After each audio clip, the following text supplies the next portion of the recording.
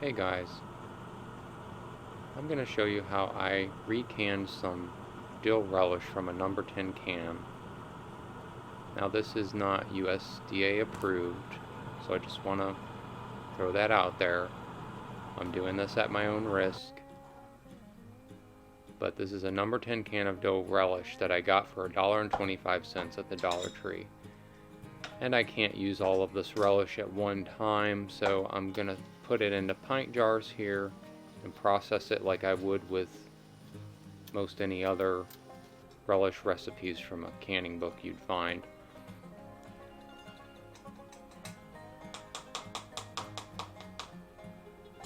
Now you're going to see this mixture is very thick, and it was a lot thicker than what I was expecting, so I dump it into a bowl to make it more manageable. And due to the thickness of it, I add some vinegar to this relish. You're going to see me do that because I didn't know how well it would process with the thickness of it. I didn't know if it would process evenly without more liquid in the jars. So I added vinegar a little bit at a time, and then I debubbled these jars before putting them in the canner.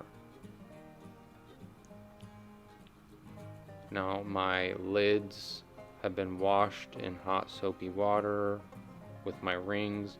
I'm going to put those on after I debubble these, and then I'll put them in the canner. I've done this with tomato sauce, pasta sauce, pizza sauce from number 10 cans, and I've never had an issue. So I don't anticipate any issues, but this is 5% acidity vinegar, so I don't see how this would hurt anything. It's going to affect the taste, I'm sure, but I use so little relish at a time that I'm not that worried about it, and I can always add sugar to this after I open up the jar to combat the acidity if it's a little bit too much.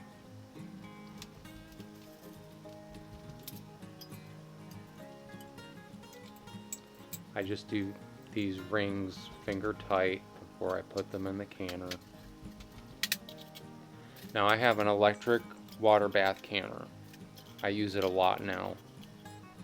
It's really easy to control the temperature on it, so I prefer that over using a regular pot on the stove. So these are room temperature jars. I'm going to put them in room temperature water here, and I'm going to slowly build up the heat till it's at a rolling boil. Now I'm just adding some water here because I need some more water on top of the jars. Just lukewarm water. And I'm going to let this sit at medium heat for about a half hour. And then after that, I'll put it up to high heat and let that heat up for about another 15 minutes. This is just a steam rack I'm putting on top of the jars to keep them from moving around too much.